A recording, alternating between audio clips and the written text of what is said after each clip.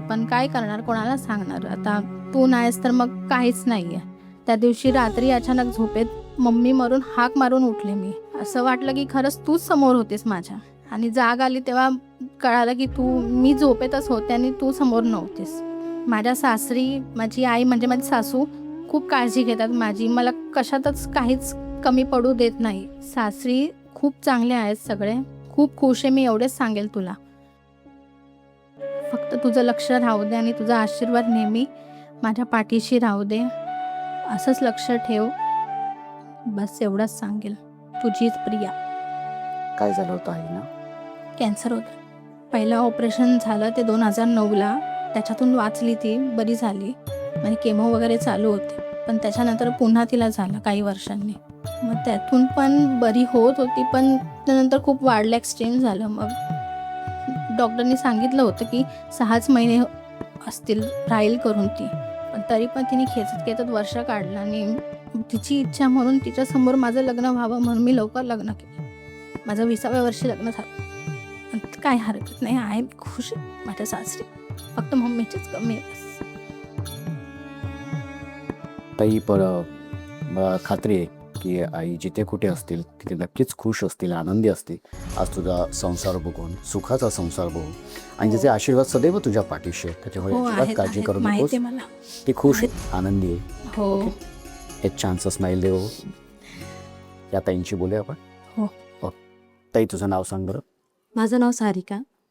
सारिका ताई, कोणासाठी पत्र मी लिहिले? हे पत्र माझ्या सासूबाईंसाठी लिहिलं आहे. त्यांना आम्ही आई म्हणायचे. आई हा शब्द बोलताना फक्त मन भरून येतं. तुम्ही आम्हाला सोडून जाऊन फक्त 1 वर्ष पूर्ण होत आले, पण तुमची आठवण, भास आजही आम्हाला सतत होतात. तुम्ही तुमच्या आयुष्यात खूप कष्ट केले. तुमच्या कष्टाचे तुम्ही जे जग तयार केले त्याचा मी भाग आहे, हे मी खूप लकी मानते. आत्तापर्यंत असा कोणताही सण उत्सव आम्ही तुम्हाला सोडून सासरा नाही केला. तुमच्याशिवाय हे घर अपूर्ण आहे. तुम्ही असताना तुमची कधी मी माफी मागितली नाही. आपल्या जेव्हा कधी वाद झाले तर माझ्याकडनं काही चुकी झाली असेल तर मला माफ करा. ताई, सासूबाई जेव्हा होत्या तेव्हा तू कधी त्यांच्यासमोर असं पद्धतीने असं मनातलं व्यक्त केलं होतंस? कधी बोलली होतीस? नाही, असं कधी व्यक्त नव्हतं केलं. कधीच नव्हतं. नाही, पण त्या अचानक खूपच आजारी पडत गेल्या. त्यावेळेस त्या आमच्यामधून गेल्या. त्यावेळेस आत्ता समजतंय की नाही का, ती ज्या गोष्टी त्यावेळेस केल्या असतात त्याची खंत आता राहिली नसती. आज सण मराठीने मला जी व्यक्त होण्याची संधी दिली त्यासाठी मी खूप खूप आभारी आहे. मन मोकळं झालं. हो. जाऊया आता आपण शेवटच्या खेळाकडे. ओके. कसं वाटतंय ताई? खूप छान वाटतं. शेवटच्या खेळात आली आहेस हो, आणि आता हुकमाची राणी होणार आहेस. होणार नक्की. होणार, नक्की होणार. खूप शुभेच्छा तुला ताई. Thank you. ताई, कसं वाटतंय शेवटच्या खेळामध्ये आली आहेस तू? खूप छान वाटतंय आणि थोडं टेन्शन पण आलंय. का टेन्शन का आलंय? म्हणजे जिंकायचं आहे ना. हरकत नाही, पण थोडंफार टेन्शन हे हवंच आहे की नाही. नंतर मग जिंकल्यानंतर मजा येत नाही. हो.